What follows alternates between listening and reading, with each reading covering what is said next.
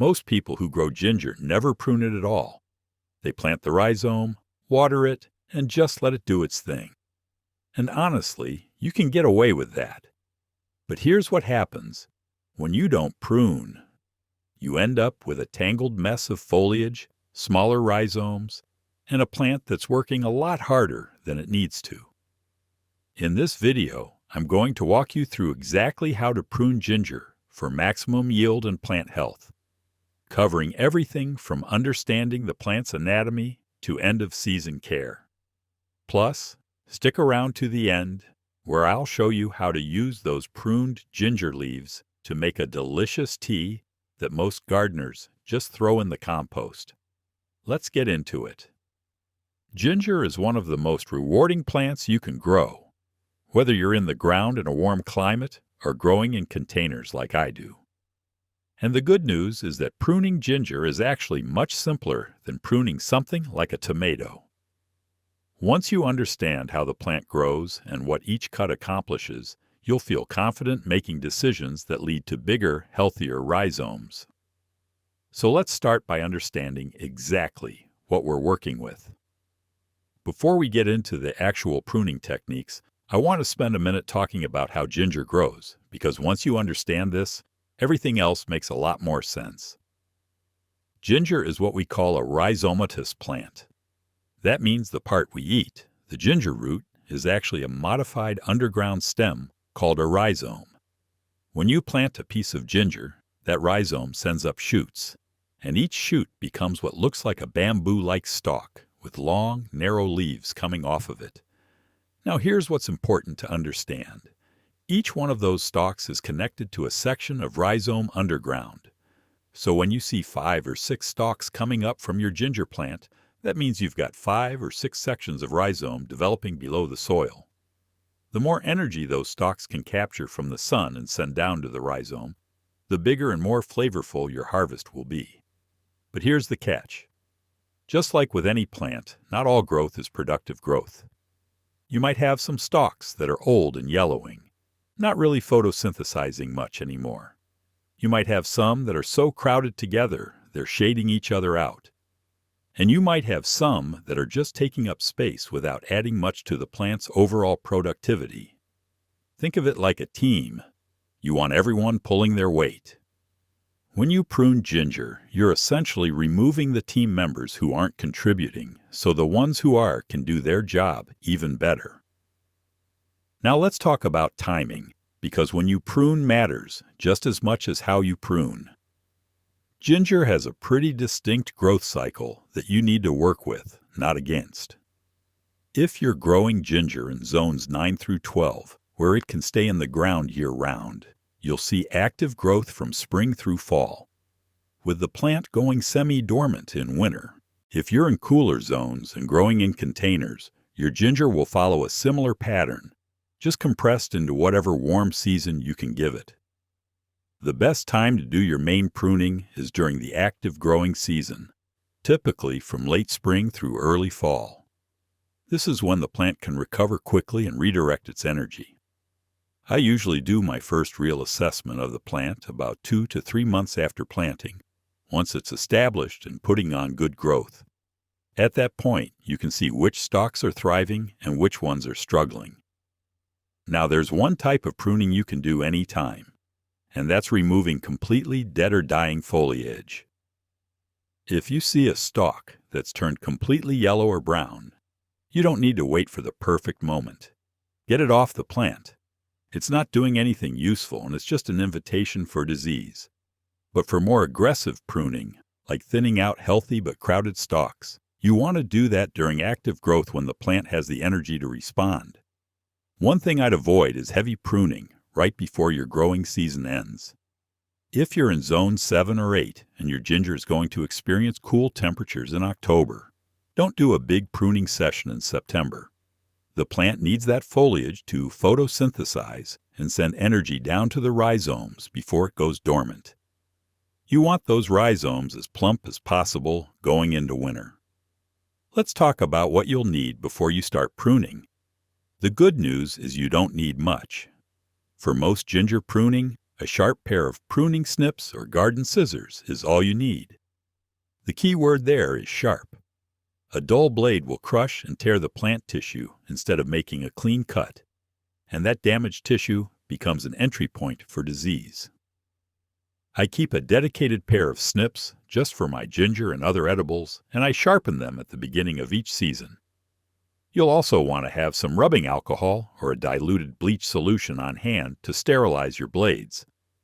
This is especially important if you're moving between plants or if you've just removed any diseased foliage. I keep a small spray bottle with 70% isopropyl alcohol right in my garden tool bucket. Just give the blades a quick spray and wipe between cuts if you're dealing with anything questionable. A pair of gardening gloves is helpful, but not essential. Ginger stalks aren't thorny or irritating, but gloves give you a better grip and keep your hands clean. And finally, have a bucket or bag nearby for your cuttings. You'll be surprised how much material you remove, and it's easier to collect it as you go rather than picking it all up off the ground afterward. If the foliage is healthy, it goes straight to my compost pile. If it shows any signs of disease, it goes in the trash, not the compost. All right, let's get into the actual pruning, starting with the most basic and most important type, removing dead and yellowing foliage. This is something you should be doing throughout the entire growing season, not just once. Every week or two, take a look at your ginger plant and identify any stalks that are past their prime. You're looking for stalks that have turned yellow from the tip down, stalks that have gone completely brown and papery, and stalks that are flopping over and clearly no longer actively growing. Now here's something important to understand. It's completely normal for ginger to have some yellowing leaves, especially on older stalks.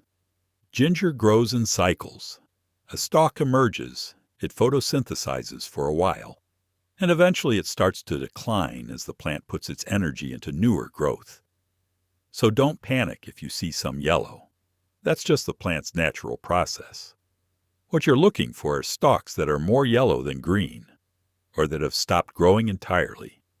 To remove a dead or dying stalk, follow it all the way down to the base where it emerges from the soil. You want to cut it off as close to the soil line as possible without damaging the rhizome or any neighboring stalks. I usually grip the stalk gently with one hand to steady it, then make my cut with the other. One clean snip and it's done. If the stalk is completely dead and dried out, sometimes you can just give it a gentle tug and it'll pull right out. But be careful with this. You don't want to accidentally disturb the rhizome or pull up a stalk that's still attached to productive tissue. When in doubt, use your snips. Now, why does removing this dead foliage matter so much? A few reasons. First, dead plant material is a magnet for fungal diseases. It holds moisture. It provides a place for spores to land and multiply, and it can spread problems to healthy parts of the plant. By removing it promptly, you're keeping your plant cleaner and healthier. Second, even though a yellow stalk isn't photosynthesizing much, it's still connected to the plant's vascular system. The plant may be sending small amounts of energy to it, trying to keep it alive. By removing it, you're telling the plant to stop wasting resources and focus on the productive growth. And third, it just looks better. A tidy ginger plant is easier to assess and easier to care for. When you can clearly see what's going on, you'll catch problems earlier and make better decisions. Once you've removed the obviously dead and dying material, the next thing to consider is thinning for airflow and light penetration. This is where we get into pruning that feels a little more aggressive, but trust me, your plant will thank you. Ginger naturally wants to form a dense clump. Those rhizomes spread underground and send up new shoots, and before you know it, you've got a jungle of stalks all competing for the same light and air. In a humid climate, or if you're growing indoors or in a greenhouse, this dense growth can create the perfect conditions for fungal problems. The interior of the plant stays damp, air doesn't circulate, and diseases like leaf spot and rhizome rot can take hold. Even in drier climates, overcrowded ginger just doesn't perform as well. The stalks on the interior get shaded out by the stalks on the exterior, so they're not photosynthesizing efficiently. Remember what I said earlier about unproductive team members? These shaded interior stalks are doing the bare minimum. So how do you thin ginger? Start by looking at your plant from above. Identify areas where stalks are packed tightly together. You're looking for places where leaves are overlapping heavily, where stalks are literally touching each other, or where you can see that interior stalks are clearly struggling to get light. Now, you don't want to go crazy here. The goal isn't to turn your lush ginger plant into a sparse, sad-looking thing. The goal is to open it up just enough that air can flow through and light can penetrate to the interior. I aim to have about 2 to 3 inches of space between stalks after thinning. That's enough room for air to move without sacrificing too much foliage. When you decide which stalks to remove, prioritize the ones that are smallest, most shaded, or least vigorous. Look for stalks that are noticeably thinner than their neighbors, stalks that are leaning heavily because they're reaching for light, or stalks that just look like they're struggling compared to the rest. Those are your candidates. Make your cuts the same way you did with the dead foliage, right down at the soil line. And here's a tip I've learned over the years. If you're unsure whether to remove a stalk, leave it. You can always come back in a few weeks and reassess. But once you cut it off, it's gone. I'd rather be a little conservative with thinning than regret removing something that was actually contributing to the plant. Now let's talk about one of my favorite techniques, and that's selective harvest pruning. This is where you get to eat some of your ginger while the plant is still actively growing. And done right, it actually benefits the plant. Most people think of harvesting ginger as an all-or-nothing thing. You wait until the end of the season, dig up the whole plant, and that's your harvest. But ginger is actually very forgiving, and you can take portions of the rhizome throughout the growing season without killing the plant. Here's how it works. Remember how I said each stalk is connected to a section of rhizome underground? Well, if you want some fresh ginger in July, but your main harvest isn't until October, you can carefully dig around the edge of the plant, locate a rhizome section, and cut off a piece. The key is to do this at the outer edges of the clump, not in the center. The center is where your oldest and most established rhizomes are, and those are anchoring the whole plant. The outer edges are where newer growth is happening, and taking a piece from there is less disruptive. To do this, I use my hands or a small trowel to gently move the soil away from the base of an outer stalk. I follow the stalk down until I can see the rhizome it's attached to. Then I look for a natural branching point where I can cut off a section, maybe 2 to 3 inches of rhizome, without disturbing the rest of the plant. I make a clean cut with a sharp knife, brush the soil back over the wound, and that's it. The plant will heal over that cut point and keep right on growing. Now, what about the stalk that was attached to the piece you just harvested? You'll want to remove that too, since it no longer has a rhizome feeding it. Cut it off at the soil line, just like you would with dead foliage. This selective harvesting is a form of pruning because you're removing part of the plant, but you're also getting something delicious out of it. I do this 2 or 3 times during the season when I want fresh ginger for cooking, and I've never had it negatively affect my end-of-season harvest. If anything, it seems to encourage the plant to put on more growth. By the way, if you're finding this helpful so far, take a second to subscribe so you don't miss future videos like this one. All right, let's keep going. As your growing season winds down, there's one more type of pruning you need to think about, and that's end-of-season pruning to prepare your ginger for dormancy. This is a little different depending on whether you're growing in the ground in a warm climate or growing in containers that you'll bring indoors. If you're in zones 9 through 12 and your ginger stays in the ground year-round, you'll notice the foliage naturally starts to yellow and die back as temperatures cool and fall. This is the plant's signal that is redirecting energy from the leaves down to the rhizomes for storage. Your job at this point is to let that process happen, but also to clean things up so the plant goes into dormancy in good shape. Once the foliage has turned mostly yellow or brown, you can cut all the stalks back to about 2 inches above the soil line. Don't cut them all the way flush with the ground, because those little stubs help you remember where the plant is, and they also protect the rhizome from any accidental damage during winter. After cutting back, I like to add a layer of mulch, about 3 to 4 inches of straw or shredded leaves, over the ginger bed. This insulates the rhizomes and protects them from any cold snaps. Now, if you're growing in containers and you're in a cooler zone, your approach is similar, but you have more control. As the foliage starts to die back in fall, let it happen naturally. The plant is moving energy to the rhizomes, so don't rush it by cutting everything off while it's still green. Once the stalks are yellow and starting to dry out, cut them back to a couple inches and move your container to a cool, dark place for winter. I keep mine in my garage where temperatures stay between 40 and 50 degrees Fahrenheit. The rhizomes will go dormant, and you don't need to water them much at all during this time, maybe once a month just to keep the soil from going completely bone dry. In spring, when temperatures warm up, you'll see new shoots emerging and the cycle starts all over again.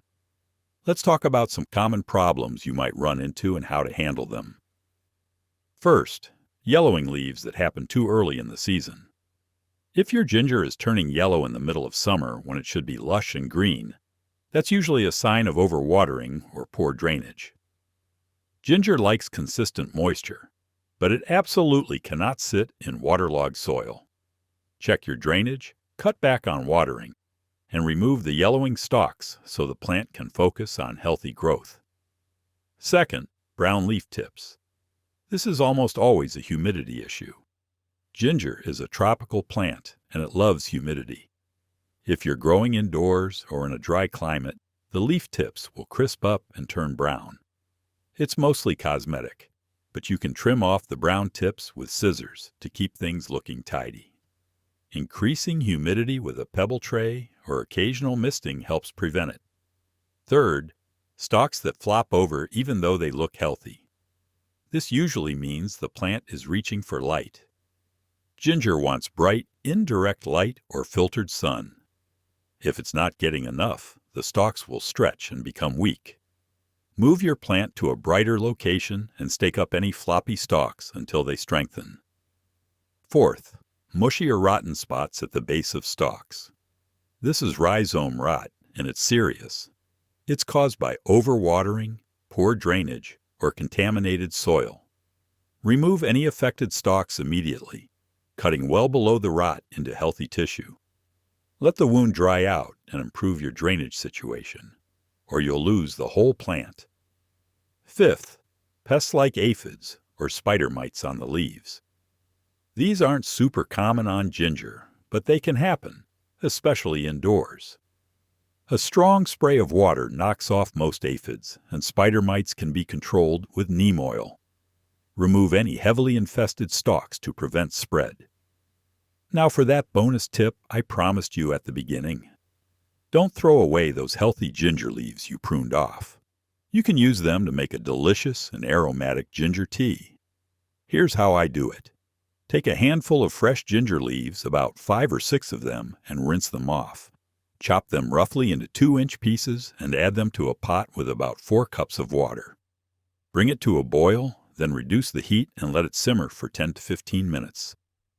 The water will turn a light golden color and your kitchen will smell amazing. Strain out the leaves and sweeten with honey if you like.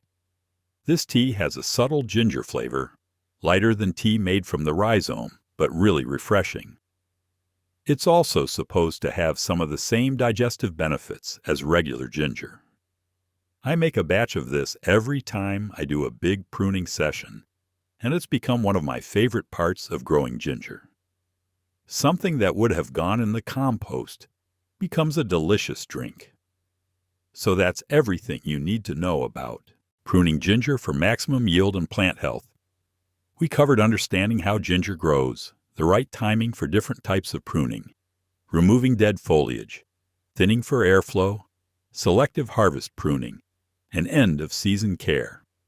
If you found this helpful, make sure to subscribe and hit that bell icon so you don't miss future videos.